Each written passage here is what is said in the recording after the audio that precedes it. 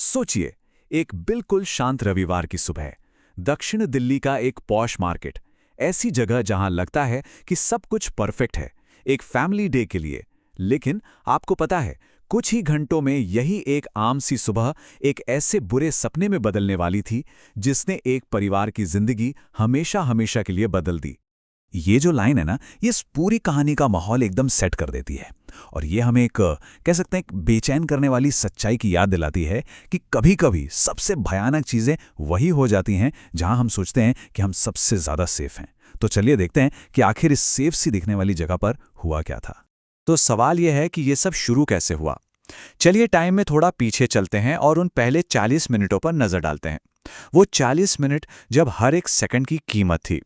देखिए, बस कुछ ही मिनटों के अंदर एक नॉर्मल सी सुबह एक भयानक हकीकत में बदल गई। सुबह 9:24, अनन्या गायब। और फिर 1 घंटे से भी कम टाइम में ये मामला सिर्फ एक गुमशुदगी का नहीं रहता, नहीं, ये बन जाता है एक अपहरण। और फिर आता है किडनैपर्स का पहला मैसेज। एकदम सीधा, कोई लाग लपेट नहीं, बेरहम। ना कोई बातचीत, ना कोई मोलभाव, सिर्फ एक ठंडी क्लियर डिमांड और उसके साथ एक भयानक धमकी। इससे एक बात तो बिल्कुल साफ हो गई थी कि परिवार का पाला किन लोगों से पड़ा है। और ठीक यहीं पर कहानी में एक बहुत बड़ा ट्विस्ट आता है। किडनैपर्स का जो सबसे पहला सबसे जरूरी नियम था कि पुलिस को इन्वॉल्व नहीं करना है, वो नियम पहले ही टूट चुका था। अब जो दांव पर लगा था वो बहुत बहुत ज्यादा बड़ा हो गया था। तो सोचिए, जब आपके पास शुरू करने के लिए लगभग कुछ भी नहीं है, तब आप इन्वेस्टिगेशन शुरू कैसे करते हैं। चलिए अब देखते हैं कि जासूस कैसे छोटे छोटे बिखरे हुए सुरागों को जोड़कर एक पूरी तस्वीर तैयार करते हैं। और ये वो मोमेंट था यहां कहानी की कड़ियां जुड़ना शुरू होती हैं। दो बिल्कुल अलग अलग लोग, दो अलग अलग बातें, और दोनों से मिलकर बनता है एक बहुत जरूरी सुराग। एक आई विटनेस है जतिन, वो मौके पर एक ग्रे अर्टिगा देखता है। और दूसरी तरफ अनन्या की मां प्रिया, उन्हें याद आता है कि अरे पिछले कुछ हफ्तों से उनके घर के पास ठीक वैसी ही एक ग्रे कार चक्कर काट रही थी, जिसका रजिस्ट्रेशन नंबर शुरू होता था HR26 से। ये एक बहुत बहुत बड़ा ब्रेक थ्रू था। फिर बारी आई CCTV फुटेज की और इसने कई बड़ी बातें साफ कर दी। पहली, अनन्या अपनी मर्जी से गई थी, जिसका मतलब है किडनैपर ने उसका भरोसा जीता था। ये बात इसे और भी डरावना बना देती है। और फिर वो एयरपीस, ये एक बहुत ही बड़ा क्लू था। क्यों? क्योंकि इससे पता चलता है कि ये किसी एक अकेले आदमी का काम नहीं था। नहीं, ये एक ऑर्गेनाइज्ड टीम थी जो एक दूसरे के साथ कोऑर्डिनेट कर रही थी। और फिर आता है वो जिसे इन्वेस्टिगेटर्स ने नाम दिया द 11 मिनट गैप, यानी 11 मिनट का अंतर।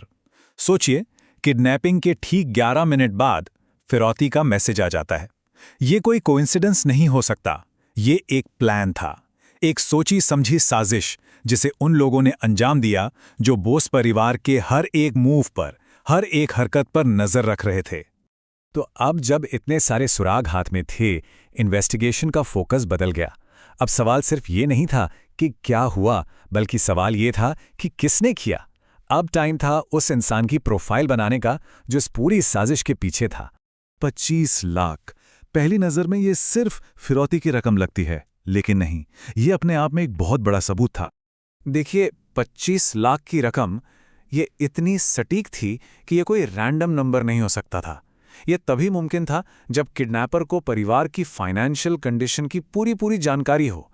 और क्योंकि अनन्या के पिता देबाशीष बोस खुद एक बैंक मैनेजर थे, तो शक की सुई सीधे किसी ऐसे इंसान पर गई जिसके पास उनकी फाइलों तक, उनकी प्राइवेट जानकारी तक पहुंच हो सकती थी।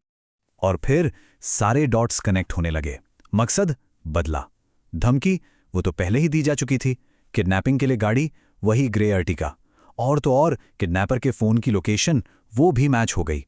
सारे के सारे सबूत बस एक ही नाम की तरफ इशारा कर रहे थे, मनीष वालिया। तो अब पुलिस के पास एक प्राइम सस्पेक्ट था। और जैसे ही ये हुआ, घड़ी की टिक टिक और भी तेज हो गई। कहानी अब अपने सबसे क्रिटिकल फेज में पहुंच रही थी, रेस्क्यू ऑपरेशन, वो सटीक कदम जो इस पूरे संकट को खत्म करने वाले थे। ये जो पुलिस रेड थी ना, ये एक बिल्कुल सर्जिकल ऑपरेशन की तरह थी। थर्मल स्कोप से निगरानी, बिना आवाज किए उस जगह तक पहुंचना, हर कदम बहुत ही सावधानी से उठाया गया था। फिर एक तेज, सटीक एक्शन और अनन्या को बिना कोई नुकसान पहुंचाए सेफली बचा लिया गया। और बात यहीं खत्म नहीं हुई। रेस्क्यू के सिर्फ कुछ ही घंटों के अंदर ये पूरी की पूरी साजिश बेनकाब हो गई।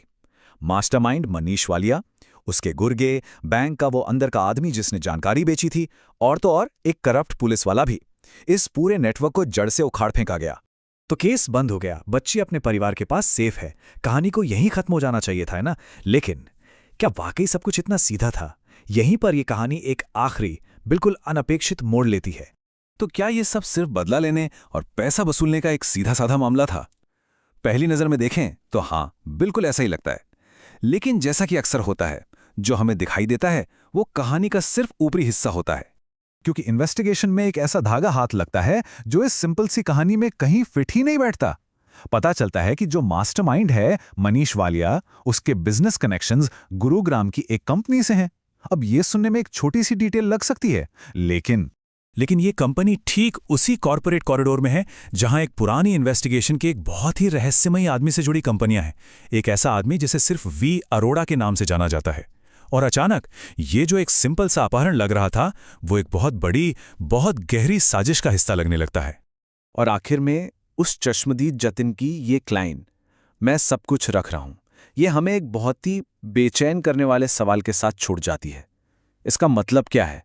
यही कि भले ही ये केस फाइलों में बंद हो गया हो, पर हो सकता है कि एक बहुत बड़ी अनसुलझी पहेली का सिर्फ एक छोटा सा टुकड़ा था। मामला तो खत्म हो गया, लेकिन शायद कहानी अभी बाकी है।